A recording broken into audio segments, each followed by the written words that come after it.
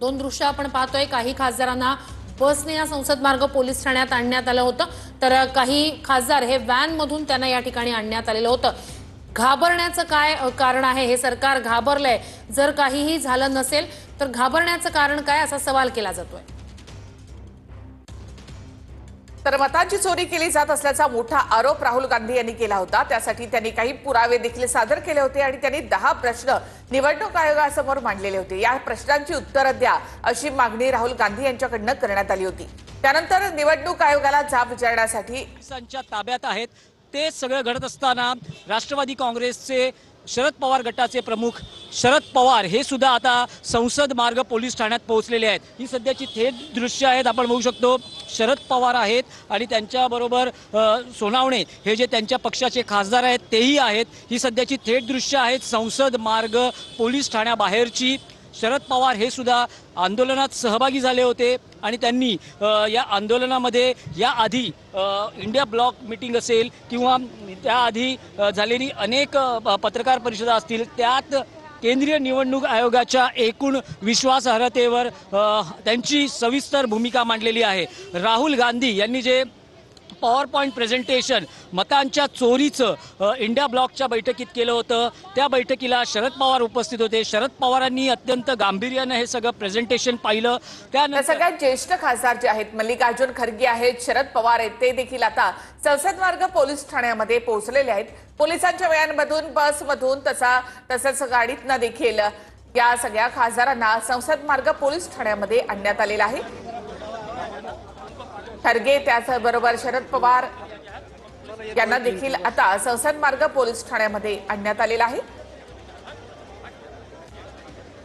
निवडणूक आयोगाच्या कार्यालयावर मोर्चा काढणाऱ्या या खासदारांना आता संसद मार्ग पोलीस ठाण्यामध्ये नेण्यात आले।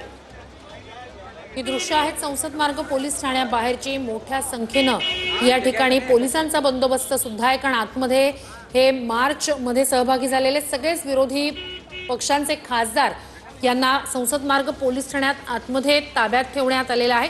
आता त्यातल्या किती नेत्यांना निवडणूक आयोगाच्या कार्यालयाकडे जाऊ दिले जाते, 30 जणांच्या भेटीची परवानगी आहे। नेमका आता विरोधी पक्षाचे हे खासदार काय निर्णय घेत आहेत याकडे लक्ष असेल। मात्र तुर्तास हे सगळेच खासदार हे संसद मार्ग पोलीस ठाण्यात त्यांना आणण्यात आलंय। शरद पवार यांना देखील संसद मार्ग पोलीस ठाण्यामध्ये आणण्यात आलेला आहे। बजरंग सोनवणे हे देखील त्यांच्या सोबत या ठिकाणी आहेत। तर काही वेळापूर्वीच राहुल गांधी यांना देखील संसद मार्ग पोलीस ठाण्यात आणण्यात आले। प्रियंका गांधी आणि इतर ज्या महिला खासदार आहेत त्यांना देखील संसद मार्ग पोलीस ठाण्यामध्ये आणण्यात आले।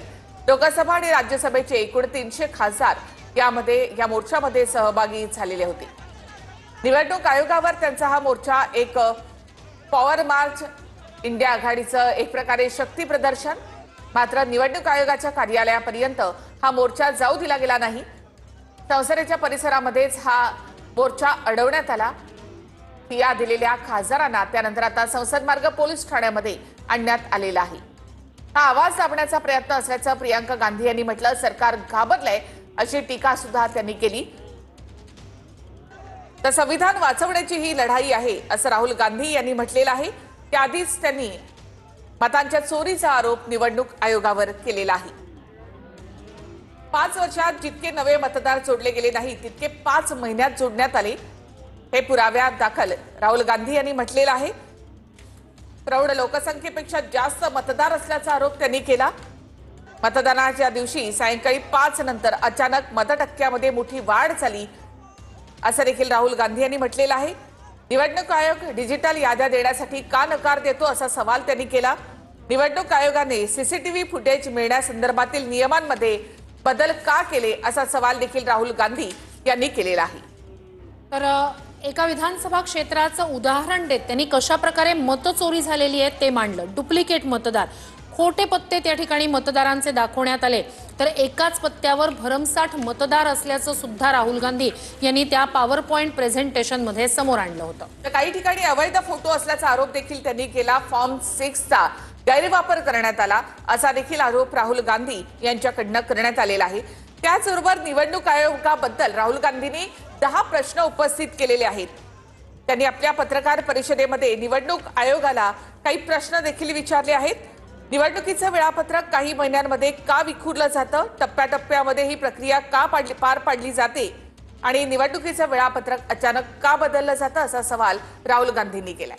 डिजिटल मतदार यादीची मागणी राहुल गांधी यांनी केली आणि सोबतच सीसीटीव्हीचा डेटा का नाकारला जातोय असा सवाल सुद्धा राहुल गांधी यांनी केलेला आहे. सध्या राहुल गांधींसह या मार्चमध्ये सहभागी झालेले सगळेच विरोधी पक्षातील खासदार जे आहेत त्यांना संसद मार्ग पोलीस ठाण्यात आणण्यात आलेलं आहे. पुढे हे नेते नेमका काय निर्णय घेतात, 30 नेत्यांना भेटण्याची परवानगी निवडणूक आयोगानं दिली आहे. नेमका काय निर्णय या विरोधी पक्षाच्या खासदारांकडून घेतला जातोय याकडे लक्ष असेल. राहुल गांधी यांनी हे सवाल उपस्थित केल्यानंतर निवडणूक आयोगाकडनं राहुल गांधींना शपथपत्र देण्यास सांगितलेलं आहे. शपथपत्र न दिल्यास 10 दिवसात शपथपत्र न दिल्यास त्यांच्यावर कारवाई करण्याचा इशारा निवडणूक आयोगाकडनं देण्यात आलेला आहे. तर शरद पवार आपण या ठिकाणी पाहतोय, त्यांना देखील संसद मार्ग पोलीस ठाण्यामध्ये आणण्यात आलेलं आहे. शरद पवारांच्या राष्ट्रवादीचे बजरंग सोनवणे हे देखील त्यांच्या सोबत या ठिकाणी आहेत. राहुल गांधी हे देखील संसद मार्ग पोलीस ठाण्यामध्ये आहेत. निवडणूक आयोगानं 12 वाजेपर्यंतची वेळ दिलेली होती खासदारांना भेटण्याची. त्यानंतर आता निवडणूक आयोगाकडनं 30 जणांची यादी देण्यास सांगण्यात आलेलं आहे. तर ती 30 जणांची यादी दिल्यानंतर त्यांनाच निवडणूक आयोगाच्या कार्यालयामध्ये नेणार असं दिल्ली पोलिसांनी सांगितलेलं आहे. आता सध्या तरी सगळे खासदार हे संसद मार्ग पोलीस ठाण्यामध्ये आहेत. 1:30 वाजत आलेला आहे. 2 वाजता पुन्हा एकदा लोकसभा राज्यसभा सुरू होणार आहे. त्याआधी या खासदारांना सोडलं जाणार का हे पाहणं महत्वाचं असेल. मात्र मोर्चा काढणाऱ्या या सगळ्या खासदारांना पोलिसांनी आता सध्या तरी ताब्यात घेतलंय. शरद पवार यांची गाडी आपण या ठिकाणी पाहतो. शरद पवार देखील संसद मार्ग पोलीस ठाण्यामध्ये इथे पोहोचलेले आहे. तर निवडणूक आयोगानं 30 जणांनाच भेटीची परवानगी दिलेली होती आणि खूप मोठ्या संख्येने हे सगळे खासदार एकत्रित आले. निवडणूक आयोगाच्या कार्यालयाकडे मार्च काढत होते. दिल्लीत मोर्चाला परवानगी नाही, त्यामुळे त्यांना अडवण्यात आलं, ताब्यात घेण्यात आलं असं दिल्ली पोलिसांनी सांगितलं. या सगळ्याच खासदारांना तर शरद पवारांची गाडी देखील संसद मार्ग पोलीस ठाण्यामध्ये आता सोडण्यात आलेली आहे.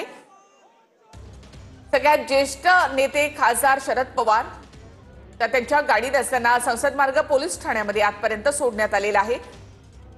तर मल्लिकार्जुन खरगेंपासून ते शरद पवार आणि राहुल गांधी, प्रियांका गांधी आणि इतरही खासदारांना संसद मार्ग पोलीस ठाण्यामध्ये आणण्यात आलेला आहे. तर आता या ठिकाणी हे खासदार नेमका काय निर्णय घेत आहेत, 30 जणांची नावं या विरोधी पक्षाच्या खासदारांकडून दिली जात आहेत का, नेमका हे निर्णय काय घेत आहेत विरोधी पक्षाचे खासदार याकडे लक्ष असेल.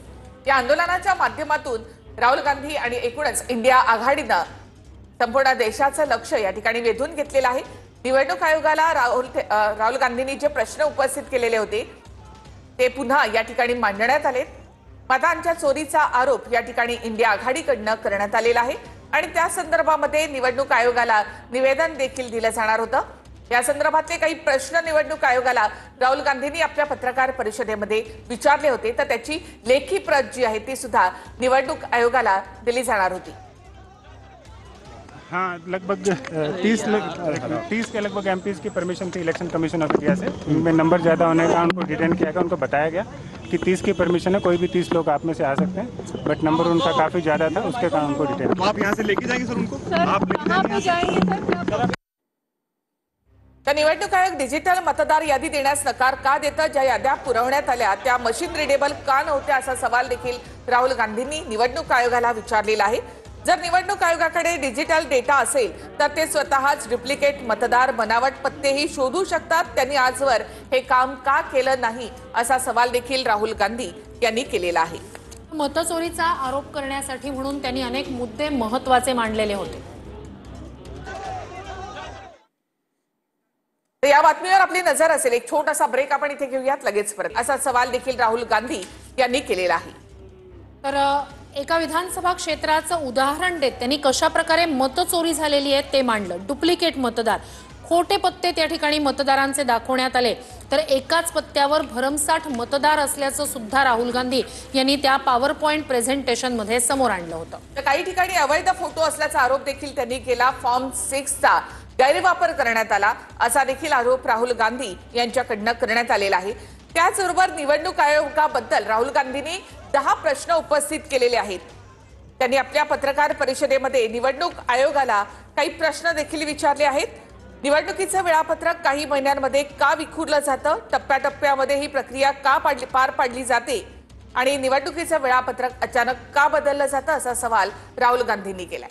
डिजिटल मतदार यादीची मागणी राहुल गांधी यांनी केली आहे आणि सोबतच सीसीटीव्हीचा डेटा का नाकारला जातोय असा सवाल सुद्धा राहुल गांधी यांनी केलेला आहे. सध्या राहुल गांधींसह या मार्चमध्ये सहभागी झालेले सगळेच विरोधी पक्षातील खासदार जे आहेत त्यांना संसद मार्ग पोलीस ठाण्यात आणण्यात आलेलं आहे. पुढे हे नेते नेमका काय निर्णय घेतात, 30 नेत्यांना भेटण्याची परवानगी निवडणूक आयोगानं दिली आहे. नेमका काय निर्णय या विरोधी पक्षाच्या खासदारांकडून घेतला जातोय याकडे लक्ष असेल. राहुल गांधी यांनी हे सवाल उपस्थित केल्यानंतर निवडणूक आयोगाकडनं राहुल गांधींना शपथपत्र देण्यास सांगितलेलं आहे.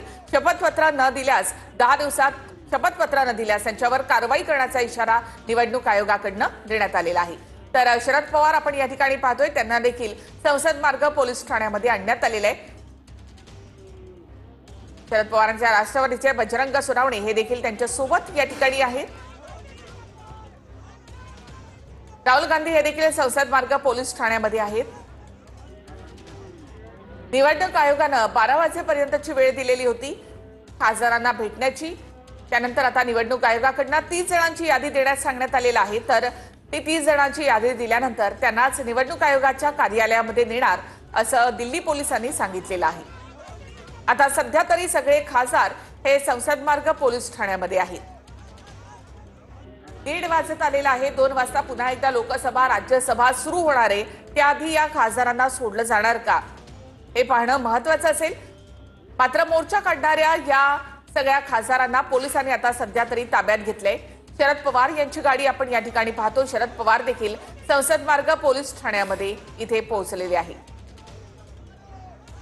तर निवडणूक आयोगानं 30 जणांनाच भेटीची परवानगी दिलेली होती आणि खूप मोठ्या संख्येने हे सगळे खासदार एकत्रित आले. निवडणूक आयोगाच्या कार्यालयाकडे मार्च काढत होते. दिल्लीत मोर्चाला परवानगी नाही, त्यामुळे त्यांना अडवण्यात आलं, ताब्यात घेण्यात आलं असं दिल्ली पोलिसांनी सांगितलं. या सगळ्याच खासदारांना तर शरद पवारांची गाडी देखील संसद मार्ग पोलीस ठाण्यामध्ये आता सोडण्यात आलेली आहे. सगळ्यात ज्येष्ठ नेते खासदार शरद पवार तर त्यांच्या गाडीत असताना संसद मार्ग पोलीस ठाण्यामध्ये आजपर्यंत सोडण्यात आलेला आहे. तर मल्लिकार्जुन खरगेंपासून ते शरद पवार आणि राहुल गांधी, प्रियांका गांधी आणि इतरही खासदारांना संसद मार्ग पोलीस ठाण्यामध्ये आणण्यात आलेला आहे. तर आता या ठिकाणी हे खासदार नेमका काय निर्णय घेत आहेत, 30 जणांची नावं या विरोधी पक्षाच्या खासदारांकडून दिली जात आहेत का, नेमका हे निर्णय काय घेत आहेत विरोधी पक्षाचे खासदार याकडे लक्ष असेल. या आंदोलनाच्या माध्यमातून राहुल गांधी आणि एकूणच इंडिया आघाडीनं संपूर्ण देशाचं लक्ष या ठिकाणी वेधून घेतलेलं आहे. निवडणूक आयोगाला राहुल गांधींनी जे प्रश्न उपस्थित केलेले होते ते पुन्हा या ठिकाणी मांडण्यात आले. मतांच्या चोरीचा आरोप या ठिकाणी इंडिया आघाडीकडनं करण्यात आलेला आहे आणि त्या संदर्भामध्ये निवडणूक आयोगाला निवेदन देखील दिलं जाणार होतं. या संदर्भातले काही प्रश्न निवडणूक आयोगाला राहुल गांधींनी आपल्या पत्रकार परिषदेमध्ये विचारले होते. तर त्याची लेखी प्रत जी आहे ती सुद्धा निवडणूक आयोगाला दिली जाणार होती. हाँ, लगभग 30 के लगभग एमपीज़ की परमिशन थी इलेक्शन कमीशन ऑफ इंडिया से. उनमें नंबर ज़्यादा होने का उनको डिटेन किया गया. उनको बताया गया कि 30 की परमिशन है, कोई भी 30 लोग आप में से आ सकते हैं, बट नंबर उनका काफ़ी ज़्यादा था, उसके कारण उनको डिटेन. तो आप यहाँ से लेके जाएंगे सर उनको? सर आप लेके कहाँ पे जाएंगे सर? क्या तर निवडणूक आयोग डिजिटल मतदार यादी देण्यास नकार का देतं, ज्या याद्या पुरवण्यात आल्या त्या मशीन रिडेबल का नव्हत्या असा सवाल देखील राहुल गांधींनी निवडणूक आयोगाला विचारलेला आहे. जर निवडणूक आयोगाकडे डिजिटल डेटा असेल तर ते स्वतःच डुप्लिकेट मतदार बनावट पत्तेही शोधू शकतात. त्यांनी आजवर हे काम का केलं नाही असा सवाल देखील राहुल गांधी यांनी केलेला आहे. मतचोरीचा आरोप करण्यासाठी म्हणून त्यांनी अनेक मुद्दे महत्त्वाचे मांडलेले होते.